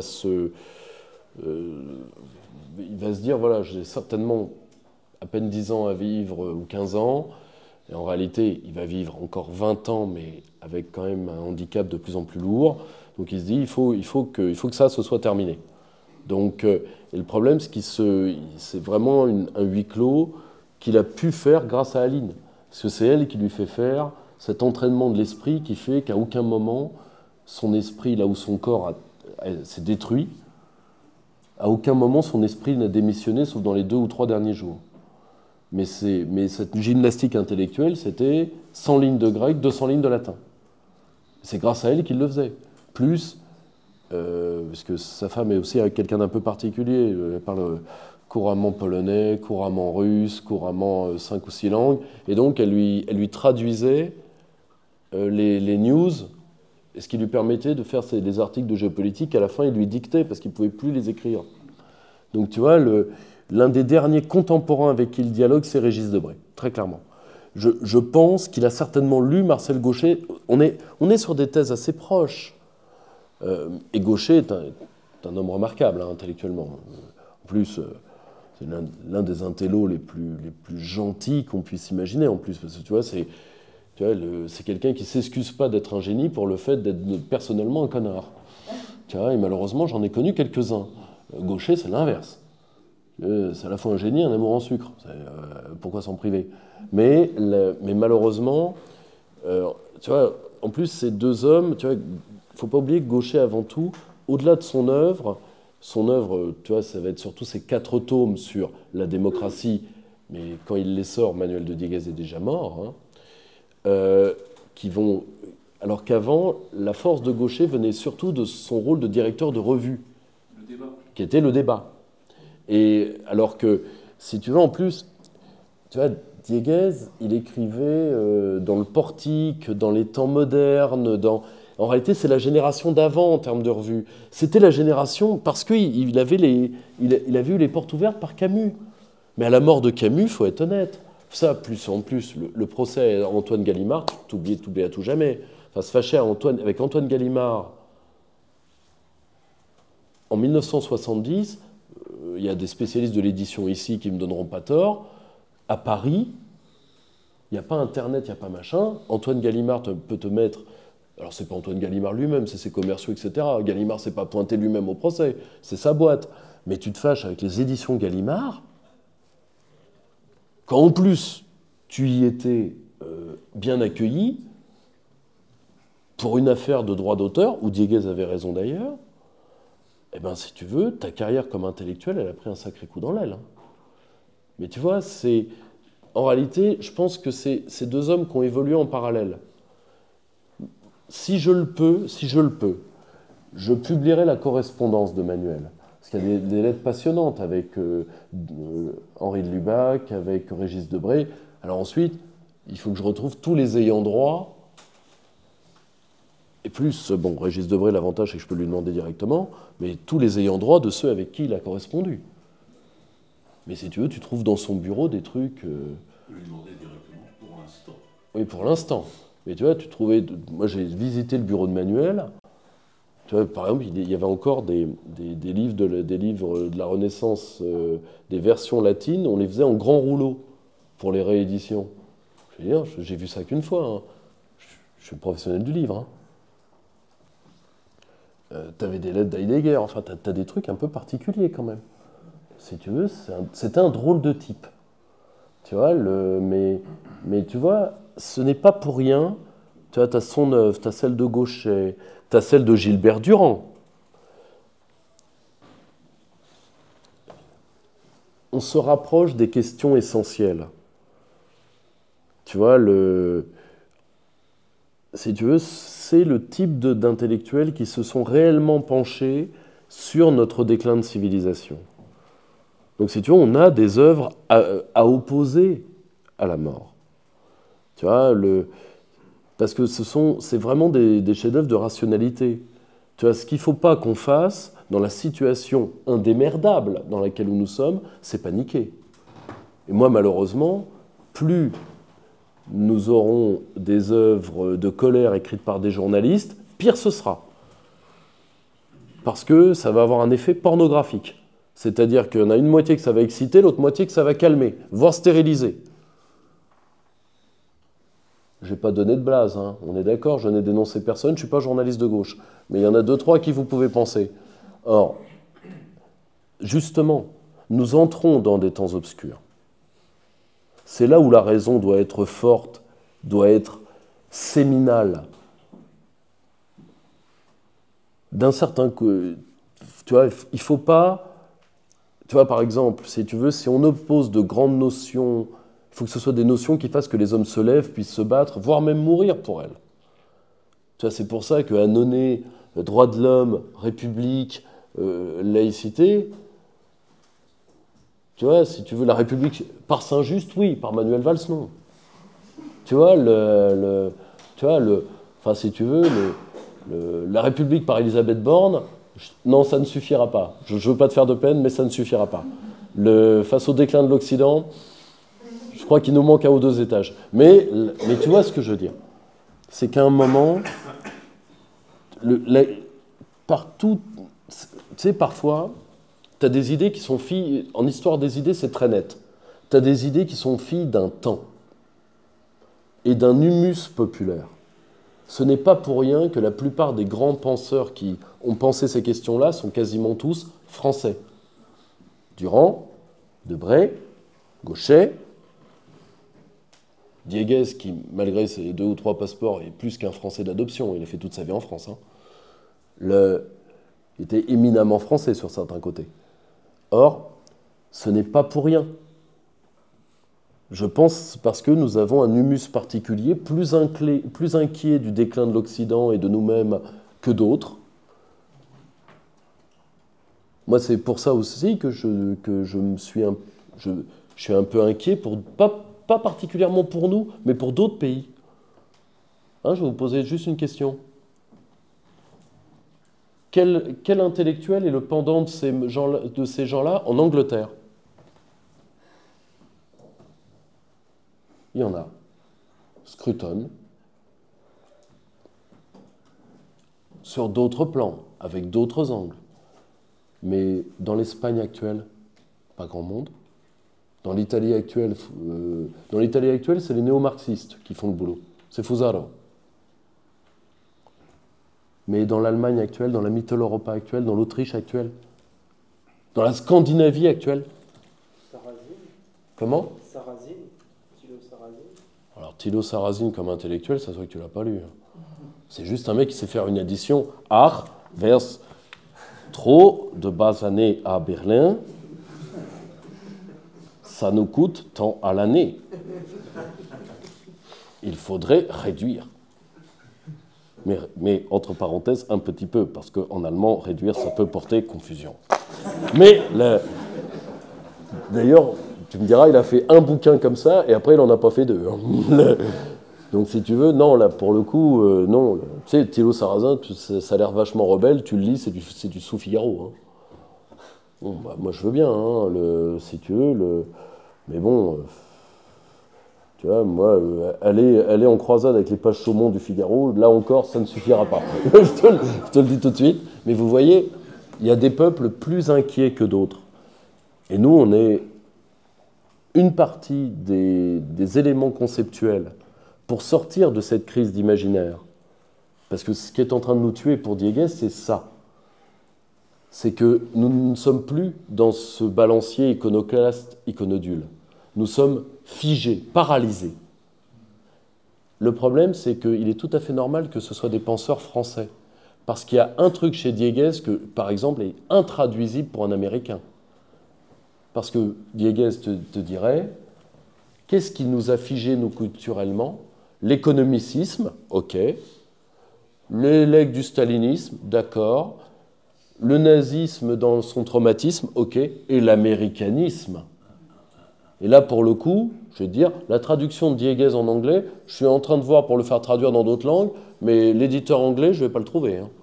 Je vais dire, quand le mec va se renseigner, parce que justement, il n'a rien contre la culture américaine en soi, c'est pas ça le problème. C'est que quand tu fais entrer des imaginaires différents nationalement dans d'autres peuples, et que tu édulcores leur forme culturelle, tu les gèles dans ce mouvement d'évolution. Or, l'un des derniers livres que Manuel écrit avant de mourir, c'est une analyse des caractères des peuples d'Europe, qui va être d'ailleurs avec son Diogène, certainement nos 2 prochains. C'est un ouvrage remarquable. Mais là, vous vous rendez compte de quoi? Qu'il y a des permanences. Qu'en réalité, vraiment, les peuples européens sont des gens extrêmement différents. Et c'est normal que Dieguez, lui, le voit. Parce que lui, c'est un extra-européen à la base. D'accord? Qui a pris la France par adoption. Or, et qui est passé par la Suisse, un pays très à part. Or, le gros problème, c'est qu'aujourd'hui, qu'est-ce que l'imaginaire européen? C'est l'imaginaire d'un sous-californien. Ça n'a même pas la force viscérale, d'ailleurs, vous le voyez tous. On dit Trump, c'est un vendeur de machines à laver, il est devenu président des États-Unis. Oui, mais quelle énergie! Vous voyez les Trumps européens? Geert Wilders? Matteo Salvini? Bon, ok, d'accord. Donc, un parano qui vit dans l'attente du couteau du boucher halal depuis 20 ans et un ancien hooligan du Milan AC. Bon, excusez-moi, le bilan n'est pas brillant. Or, vous voyez, nous, il n'y a plus l'énergie. C'est-à-dire qu'on voudrait, à la rigueur, on voudrait copier les Américains en tout, on n'a même pas leur force vitale. Et là, c'est une vraie crise de l'imaginaire. Vous voyez l'importance de cette notion. Ouais. Non, non, toi, t'es déjà passé, tu vas repasser tout à l'heure. Toi ? Alors moi, c'est quelles sont les différences de point de vue que tu as par rapport à l'œuvre de Diegues? Alors c'est des questions d'historiographie. C'est-à-dire, je dialogue avec un intellectuel qu'à l'âge, quand il est mort très âgé, il aurait pu être mon grand-père. Par exemple, il a une vision de Luther que je n'ai pas. Parce qu'il voit Luther et la Réforme comme un mouvement qui est dans la lignée de la Renaissance, alors que moi, je vois la Réforme comme l'antithèse fanatique qui combat la Renaissance. Moi, Luther est un personnage qui me fait horreur. Calvin, on peut dialoguer. Enfin, horreur que c'est un luthérien ici qui se formalise pas. Le problème, c'est que Luther est un fanatique. En plus, Luther, moi, il y a des trucs. Moi, le mec, il lève des paysans à la révolte. Ensuite, il va aller draguer les seigneurs pour les faire massacrer. Non, merde. Non, franchement, tu vois, il y a un côté, petit féodal de province, traître, tu vois, alors qu'il y a une part séminale, même s'il est fanatique, chez Calvin. Parce que Calvin, c'est quand même l'un des hommes qui fait le français moderne. Enfin, c'est pas rien, Calvin. Pas que Luther soit rien, mais il y a un legs civilisationnel plus important chez Calvin. Mais Calvin garde ce fanatisme-là. Et moi, je suis désolé. Pour preuve, s'il y a bien eu un mouvement intellectuel qui est à la fois un mouvement iconodule, c'est la Renaissance. Or, quelle a été l'une des dernières grandes vagues iconoclastes en Europe? C'est la Réforme. Vous voyez, toutes les régions du Nord, Pays-Bas et surtout Belgique, tous les ouvrages d'art, tout ce qui avait une connotation gréco-romaine qui a été bousillé, ça a été un crime sans nom. Quand Luther maudit tout ce qui vient d'Athènes, de Rome et de Paris, je dis même pas ça en tant que Français. Si un jour quelqu'un voulait dire « l'Europe a existé », moi j'y crois pas, j'y croirai jamais. Donc allez vendre votre cam ailleurs. Mais par contre, imaginez quelqu'un qui dise « allez, je prends le concept européen au sérieux ». Tu le fais avec des mecs qui maudissent tout ce qui vient d'Athènes, de Rome et de Paris? Bon, bah tu vas le faire avec quoi? Tu vas le faire avec quoi? Or, et là, il y a un thème chez Diegues, et c'est là où je trouve que Régis Debray, par exemple, va beaucoup plus loin. Tout le monde s'est marré quand Régis Debray parlait du grand problème culturel qui était la protestantisation du monde. On a dit, ah ça y est, l'ancien guévariste a trop fumé les cierges. Eh bien, vous vous êtes pris les woke dans la gueule, donc vous êtes content de voir ce que c'est, une décomposition protestante? Vous inquiétez pas, l'acte 2 va finir par arriver. Si les cheveux bleus vous ont manqué, il n'y a pas de problème. Tu vois ce que je veux dire? Ça, c'est le premier point. Ça, c'est des questions d'historiographie pure. Mais j'ai les mêmes par rapport à son mémorial de la philosophie. C'est normal. C'est un homme d'une autre génération. En plus, il y a quelque chose que j'aime beaucoup chez Diegues, c'est que c'est quelqu'un qui ne parlait jamais... C'est pour ça d'ailleurs qu'un universitaire prendrait son histoire de la philosophie, dirait mais il y a des tas de gens qui manquent. Oui, pour une raison. C'est que Diegues ne traite un philosophe que quand il peut le lire en langue originale. Mais il était couramment hispanophone, couramment italianophone, couramment germanophone. Ça peut aider en philosophie européenne. Par contre, il y a peu de choses sur la pensée anglaise. Langue qu'il comprenait, mais qu'il utilisait très peu, pour des raisons que je vous ai expliquées. Or, moi, tu vois ce que je veux dire? Mais moi, le problème, c'est que j'ai 20 ans d'historiographie différente. Et puis moi, j'ai pas le même... Moi, d'un côté, j'ai plus d'affection pour la pensée anglo-saxonne. Je suis un enfant de la mondialité, moi. Bon, mon père n'a pas été buté par les services américains. J'aurais peut-être moins d'affection pour le jazz et pour Clint Eastwood. Tu vois ce que je veux dire? Tu vois, c'est un problème de génération pour ceux qui m'opposent à Manuel. Et un ultime point, c'est... Il avait un côté homme de la Renaissance, qui était vraiment la période qui le fascinait. Or, le problème, c'est que ça rend son œuvre très difficile à lire pour un esprit d'aujourd'hui. Parce que c'est une œuvre où tu passes d'un registre de philosophie, mêlé avec de la littérature, Lui, il arrivait à ça. Le problème, c'est qu'alors tu me diras, les grandes œuvres, on les écrit pour soi d'abord. Mais ça ne rend pas sa lecture aisée. Moi, je suis plus... en plus, je suis un obsédé de la note de bas de page, je suis un emmerdeur. Tous ceux qui ont déjà lu des écrits de moi, c'est formidablement chiant. Moi, je fais une armature théorique. Là, vous voyez des lectures qui ont été digérées, particulièrement de patristique et de père de l'Église. Il vous met une citation ou deux par phrase, par page, mais moi, j'en fais une ou deux par phrase. Tu sais, mais moi, j'ai le côté universitaire chiant. Là, c'est l'ouvrage de ce qu'on appelait un honnête homme. C'est un type humain qui a quasiment disparu, en tout cas ici, enfin en Europe de l'Ouest. Pendant la présentation, qui est d'ailleurs tout à fait passionnante, j'ai cru entendre plusieurs échos à la pensée d'un des compatriotes, Carl Jung, et je me demandais s'il y avait eu un lien particulier entre les deux, s'il y avait éventuellement une correspondance, au moins des co-citations, des choses. Alors, je n'ai pas vu encore, mais attention, je n'ai pas tout vu très loin de là de la correspondance de Manuel. Je sais, par l'intermédiaire de son épouse, qu'elle est très versée dans les œuvres de Jung. En tout cas, qu'elle a une considération pour. Donc je ne serais pas surpris du tout. Du tout. Et d'ailleurs, la psychanalyse en elle-même est, sur certains de ses versants, et entre autres sur son versant freudien, Manuel en faisait grand cas. Là encore, c'est une différence qui nous oppose. C'est que moi, évidemment, je n'irai jamais l'intellectualité de Sigmund Freud. Ce serait débile. Le problème, c'est que moi, j'ai fréquenté le mouvement anti-psychanalyse, je connais les théories de Breiritzen, et puis voilà, Dieguez, il a pu lire Freud dans le texte. Ça ne te rend pas allergique comme la mafia Roudinesco. Tu vois ? Parce que pour te faire maudire Freud, il faut se taper les Freudiens. Tu vois, ça, c'est aussi une force de Dieguez, c'est-à-dire que comme il était isolé, il ne se tapait pas toutes les sectes qu'il y a autour des intellectuels. Vous voyez, avec ce qui nous occupe actuellement avec les transhumanistes et Elon Musk, ça fait sortir tous les girardiens du net. Ça rend l'œuvre du vieux insupportable.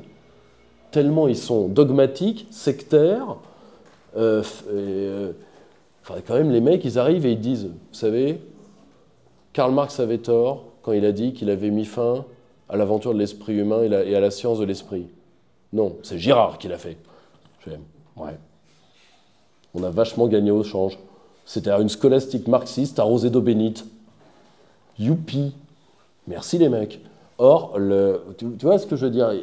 Donc lui, il n'avait que des dialogues avec les textes, plus un dialogue qui est la correspondance, un vieillard français. Or, si tu veux, dans une lettre, tu arrives à coucher une pensée. Tu n'es pas dans quelque chose où ça va partir en live. Une lettre, ça s'écrit avec du recul. Tu vois, d'un côté, il a eu le meilleur du dialogue interculturel de son temps. Tu vois, aujourd'hui, ce serait très difficilement faisable. Hein, d'ailleurs, on le voit tous. Si vous voulez vous engueuler avec quelqu'un, commencez par un mail. Bah oui, il n'y a rien de plus froid, rien de plus insupportable, rien de plus imbuvable. Et voilà. Je en prends une dernière ou sinon on arrête. Laurent. Oui. Est-ce que tu penses que De Dieguez aurait été prêt, parce qu'il à admettre que cette question d'imaginaire religieux puisse aller au-delà des trois monothéismes abrahamiques? Totalement. Totalement, d'ailleurs, il la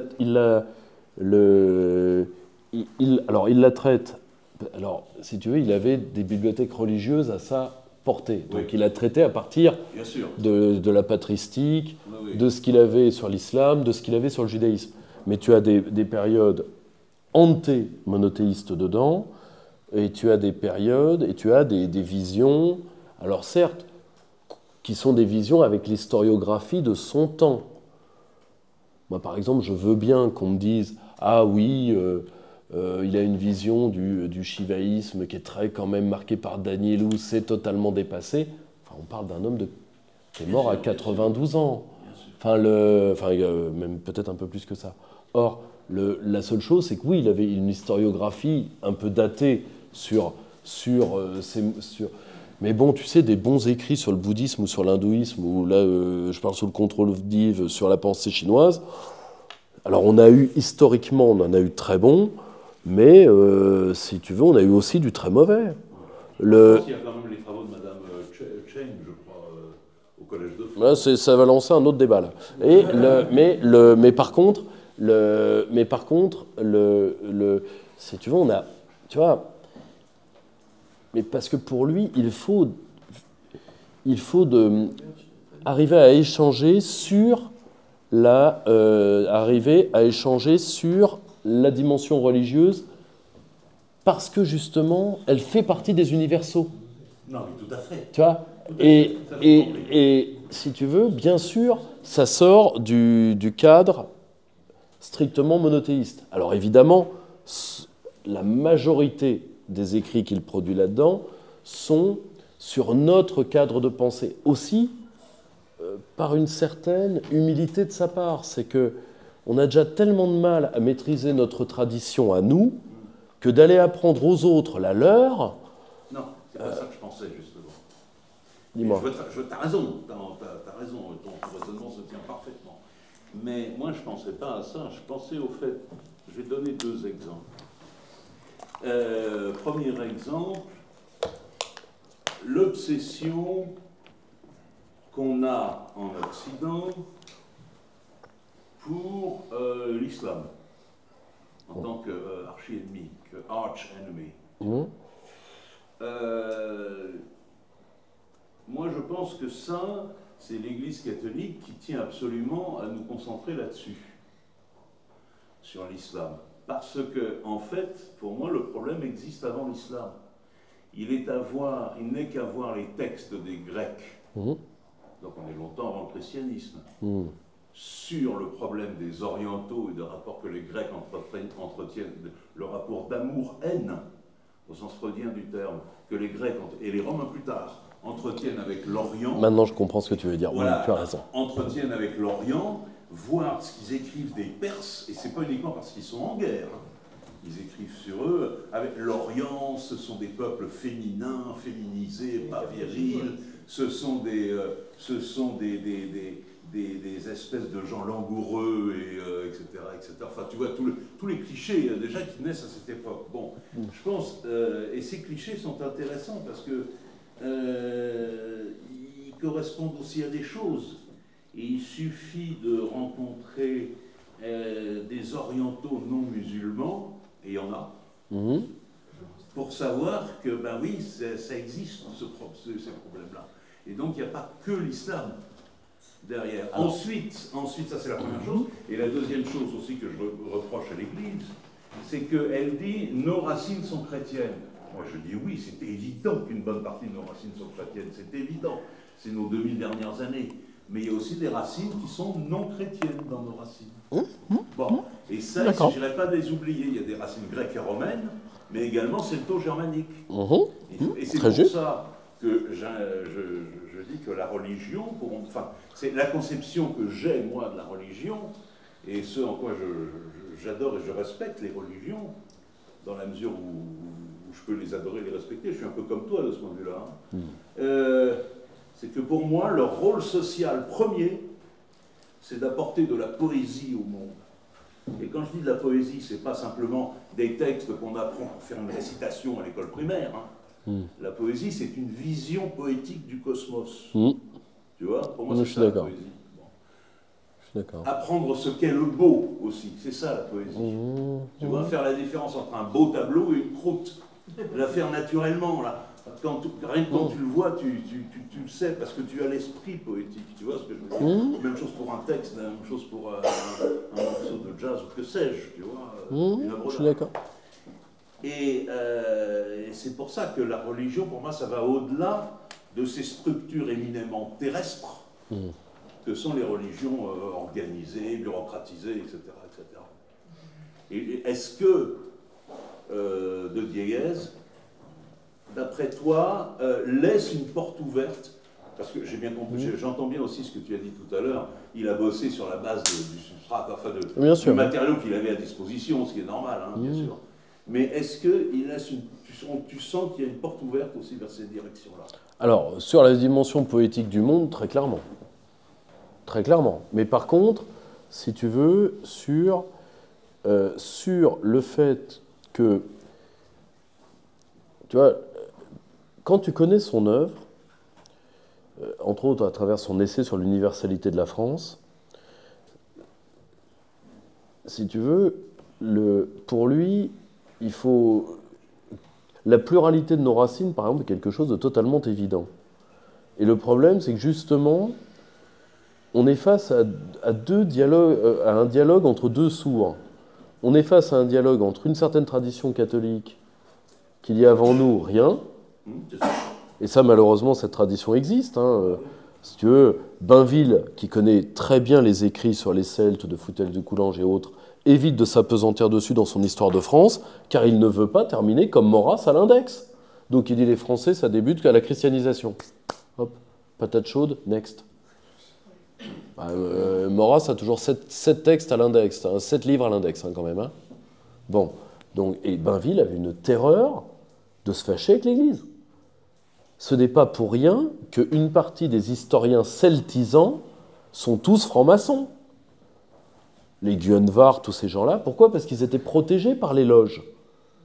Parce qu'avant, le passé celte de la France, tu étais sous la surveillance de l'Église, et il fallait faire gaffe à ce que tu dis. Moi, d'ailleurs, mes maîtres historiens du droit, tous monarchistes, tous catholiques ultramontains, quel avis avez sur la pensée grecque ? La pensée grecque n'avait pas d'autonomie, c'est un brouillon qui attendait le christianisme. C'est violent. C'est pour ça que votre fille est... C'est violent. Or, c'est violent. Alors, c'était une marque de respect en plus dans leur bouche. Le problème, c'est que... Et ça, par contre... une pirouette. Bah, c'est pas ça. C'est que si tu veux, tous les monothéistes ont ce rapport-là à la culture. C'est soit ce rapport-là, c'est-à-dire, ils nous attendaient, on a pris ce qu'on avait à prendre, soit c'est l'islam en Égypte, c'est-à-dire, on n'a pas fait sauter les pyramides parce qu'on n'avait pas de dynamite. Bon, Ça nous ramène à ce que je dis très souvent. Pour moi, quel que soit leur mérite par ailleurs, et Dieu sait si je les reconnais, pour moi, le défaut et le problème principal avec les 3 monothéismes abrahamiques, c'est qu'ils sont ontologiquement totalitaires.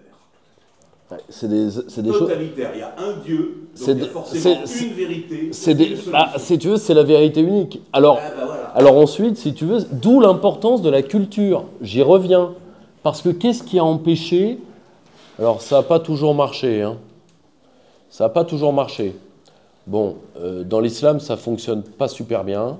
Dans le judaïsme, moyennement aussi, mais aussi, ce sont 2 droits religieux. Or, le problème, c'est que toute une partie du travail de l'Église, mais surtout de nos rois, nous, on oublie que depuis Clovis, on a eu des rois législateurs religieux. Ça a été hellénisé, celtisé, romanisé, une religion d'Orient. J'en parle d'autant plus à loisir. Moi, j'ai vécu le christianisme originel. J'ai vécu 3 ans avec les églises autocéphales. Bon, allez rue d'Ulm dans une messe maronite. Là, vous avez le christianisme premier. Vous allez voir tout de suite que là, tu es en Orient. C'est très net. Par contre, je veux dire, moi, là, vous y allez à l'église maronite rue d'Ulm, vous allez comprendre tout de suite. Et je les adorais. J'ai vécu 3 très belles années.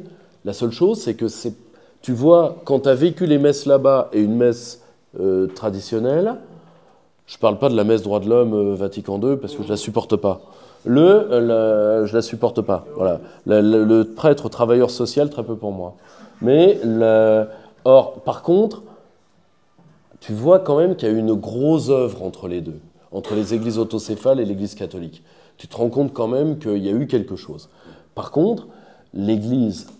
Tu vois, l'abbé de Tanoirne serait là, il te dirait le christianisme est une religion autre dans les choses autres.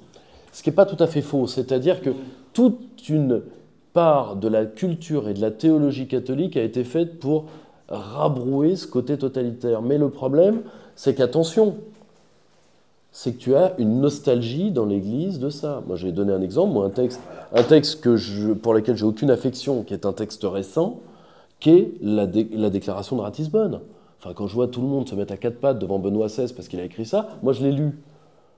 Et en réalité, il fait une histoire du christianisme qui est l'inverse de celle que nous pourrions faire. C'est-à-dire que pour lui, le problème n'est pas les tentatives n'est pas le déracinement progressif du christianisme avec les tentatives de réenracinement, ce qu'a été la Renaissance, ce qu'ont été les Lumières, ce qu'ont été le 19e siècle, c'est pas du tout ça, c'est justement qu'il fallait que ce déracinement ait lieu. Au passage, il suit totalement la voie synodale allemande là-dessus. Bon, un Panzer cardinal, hein, désolé. Il y a malheureusement des cartes d'identité qui marquent. Hein. Mais si tu veux, moi quand j'ai lu le discours de Ratisbonne, on l'a accusé d'islamophobie, ça c'était absolument dégueulasse parce qu'il n'y avait aucune islamophobie dans ce texte. C'était pas du tout ça, ça n'avait rien à voir. Non, le vrai problème c'est par rapport à nous. Le vrai problème c'était par rapport à nous. Et malheureusement, moi je le vois avec les tombereaux de merde qui sont tombés sur la figure du pape François. Moi, à titre personnel, je n'ai pas à m'en mêler, c'est une religion que j'ai quittée, mais toutes les tares du pape François sont déjà chez Paul VI. Toutes. Colossimo l'a très bien dit, lui c'est une autorité théologique, ce que je ne suis pas. Pourquoi vous lui reprochez quelque chose? Il n'a rien apporté de nouveau. Or, tu vois, le problème, c'est que si tu veux, tu as cette tendance-là, tu as quand même une partie de l'Église qui regrette ça et qui en réalité n'est pas dans cette nostalgie du christianisme comme un de nos ferments culturels, tu vois. Mais par contre, ce qui veut dire payer le prix de ce que nous sommes, c'est-à-dire des celtos helléno-chrétiens, des celtos helléno-romains. Or, tu as une partie de l'Église qui n'en veut pas, qui pense que le christianisme est un message déculturalisé et qui peut être vendu de la même manière à tout le monde. Bon, c'était la nouvelle évangélisation d'une partie des hommes autour de Jean-Paul II. Hein. Je veux dire, c'est malheureux, mais c'est comme ça. Bon, donc tu vois, je pense qu'en réalité... La culture, c'est indépassable, au même titre que la nation. Oui, mais ça, si tu veux, ce faisant, t'es très malracien. Si tu veux. Et d'un côté, une œuvre à laquelle celle de Manuel ressemble parfois, c'est celle de Malraux. Parce que, si tu veux, mis à part que Manuel cherche dans l'imaginaire un moyen de penser les plaies de la modernité, là où Malraux l'a cherché dans la culture. Si tu veux, mais voilà, tous les grands esprits, et t'en as quand même beaucoup en France, ce qui prouve quand même que nous avons une acuité particulière vis-à-vis du malaise de civilisation par rapport à d'autres peuples, c'est que nous cherchons, soit dans la politique, dans la culture, certains dans la foi, des moyens de cautériser les plaies que la modernité finissante a laissées. En tout cas, c'est dans cette lignée-là qu'Emmanuel. Tu vois ? Voilà, j'espère que ça vous a plu, ça vous a donné un aperçu. Chers camarades, si tu veux plus de contenu, de réinformation, d'éducation populaire et de formation intellectuelle, n'hésite pas à faire un don sur notre page Tipeee.